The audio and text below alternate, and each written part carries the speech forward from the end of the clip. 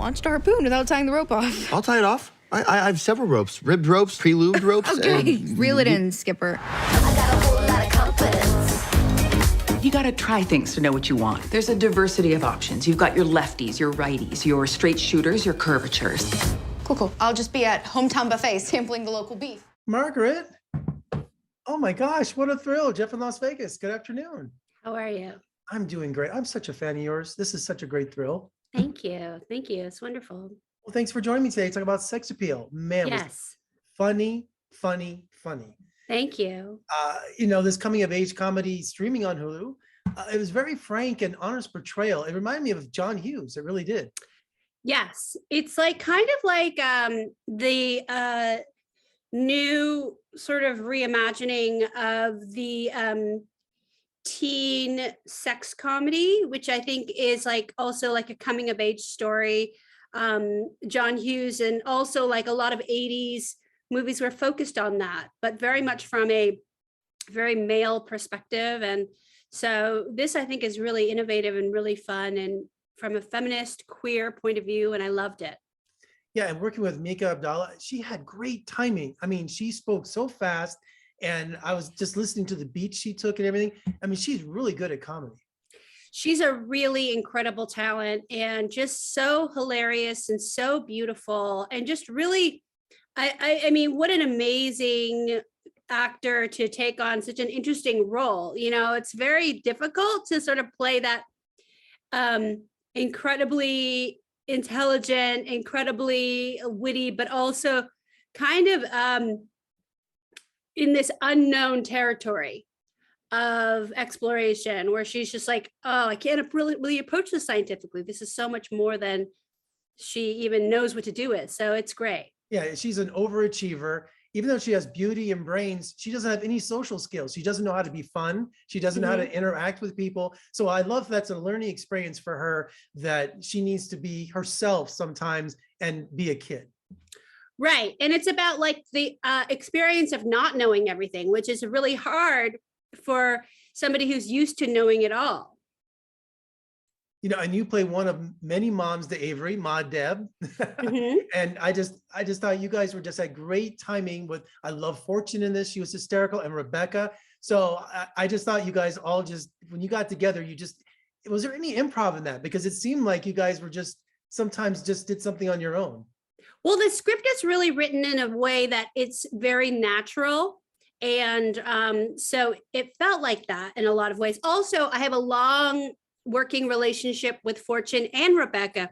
Rebecca and I have been, we had a wedding on another TV show, and we just actually reunited on that same show to have our wedding anniversary. And then so we've been married on other shows, and then Fortune and I have worked together for many, many years on lots of different projects. So it was a really fun coming together of people who I love working with anyway and have a long relationship with. So it was already there. I'm Generation X, Margaret, and I've never had that talk with my parents. I learned from other kids and movies, I know. I haven't been told. I'm 53. My parents haven't told me yet where babies come from. I mean, they probably think I don't know. I think I didn't learn correctly for quite a long time. And we just had all of these myths and kind of learning on the street. You don't really get to know what's what. And so this was a really great approach to parenting, I think. And the movie was shot around Syracuse. Did you have a chance to enjoy the city? Because I hear it's beautiful.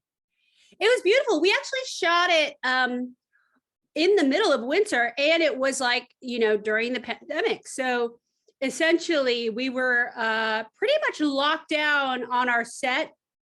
So we just wanted to create like a little bubble between the cast and the crew and ourselves. And so we just hung out basically together.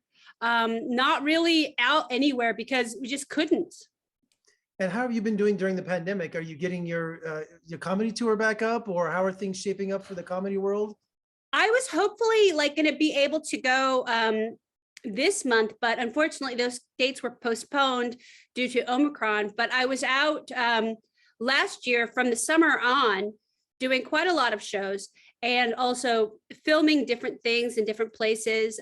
But I think now everything is so unsure with these new variants and the new surges. So I just want to make sure to keep audiences safe, to keep staff safe, and not to endanger anyone. But it's really it's been a difficult time. We wanted to go out and do comedy a lot, and it's something that I was actually talking to Bob Saget about last week, and I'm still in shock over his passing. I just talked to him. It was about a week ago, and it's so strange, but he was talking about how much he appreciated comedy, going out on tour, just as I do. Like, we were just so excited to be able to possibly go back out on the road again. That's just tragic news, and the world woke up to that today, and it's just shocking. It is. Well, Margaret, thank you so much for joining me today. I enjoyed the movie immensely. I have to tell you, my favorite joke of yours, and I use it to this day, being Generation X, you have a line in your routine you had where, can you imagine Generation Xers in the nursing home saying, "Play that hungry like the wolf" one more time. I've never forgotten that joke. And when I love hear it. "Hungry like the wolf" on the radio, I go, you know that Margaret Cho joke? It's a great one. I love it. I love you too. So thank you so much for joining me today. I love you. Come visit us in Vegas soon. We'd love to have you. I would love that. Thank you. Take care.